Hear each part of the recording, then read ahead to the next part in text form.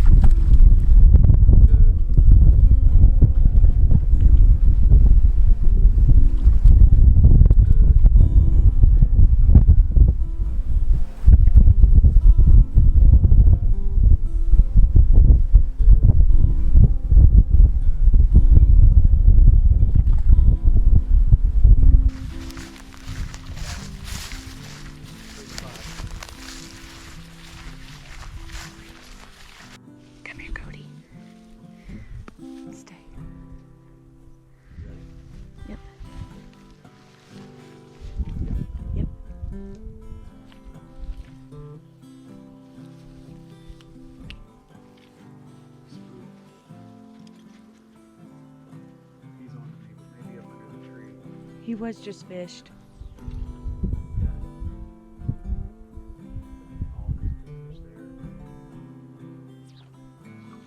Try doing that drift. Yeah. Here it comes. Oh!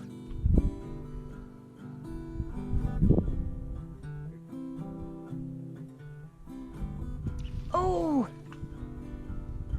Look. We get a little closer. Okay.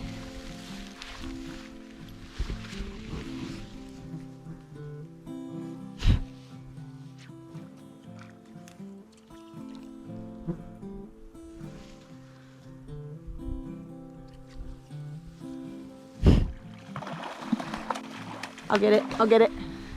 Move, Mark. Come here. Come here.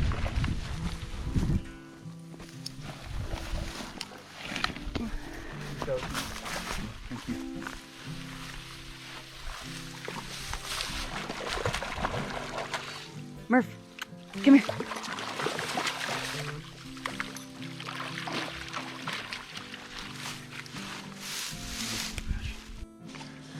Murphy, stay. Ooh. No grace there. When you don't play them very long, sometimes because of the 2X, you might, power them in, which is fair, keeps them out of the trees and everything, but they have a lot more energy when they're in your net. So as far as your graceful releases and getting the fly out, it can be a little more difficult. Man, that's a good fish. It's cool.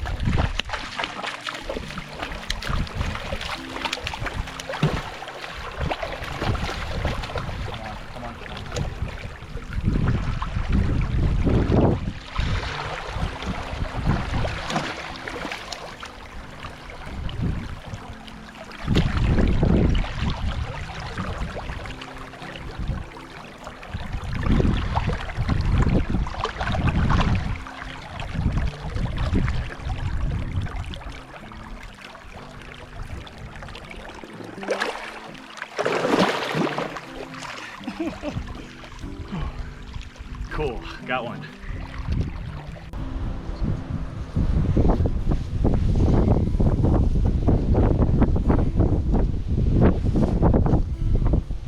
The knot we're gonna use is a blood knot. Man, it is windy out here. Look at that dust storm. Oh! Woo! That's that mountain wind. Hold on, there's water on that.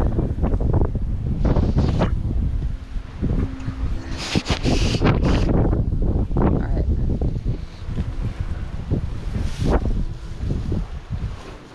Wind can totally be your friend in a situation like this because it breaks up the surface of the water a lot and masks you from the fish. Sure, you can't see them, but also it helps for them to not see you.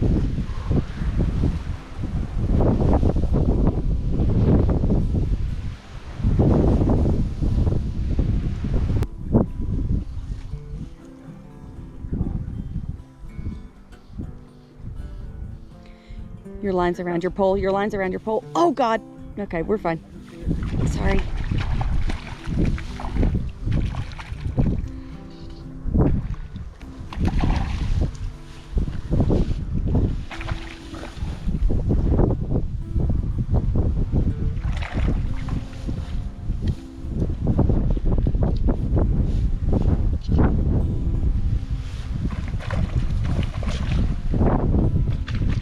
Murphy, come on.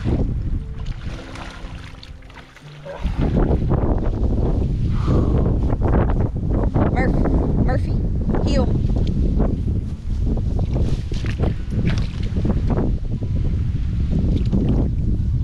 Murph?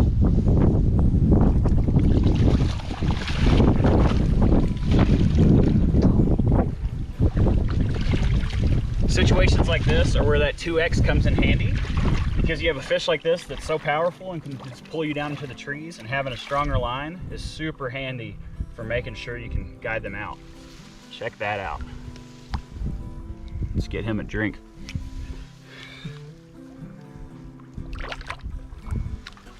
Good fish. Awesome.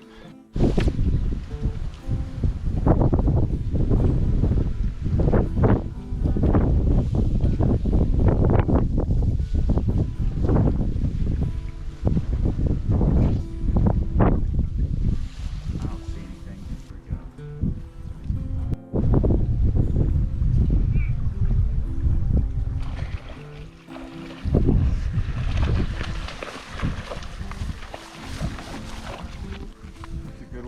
Got it. Let me see. Good one. Good fish.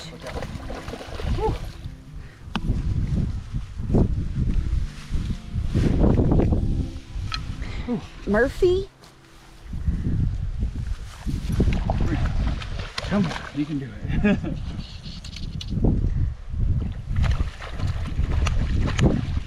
God.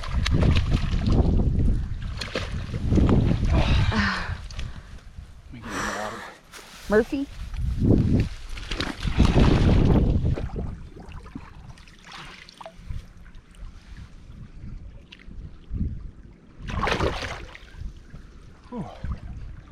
That was a good one. So if you found this video helpful or learned anything or just enjoyed watching it, feel free to click subscribe, feel free to comment, let me know that we're making these videos for a reason. Yeah, it was a great time anyway. We had a really good day of fishing. It was super fun. I got a bunch of nice fish. Katie got a really nice fish. But yeah, I hope you have a good day. Take care. Be safe out there.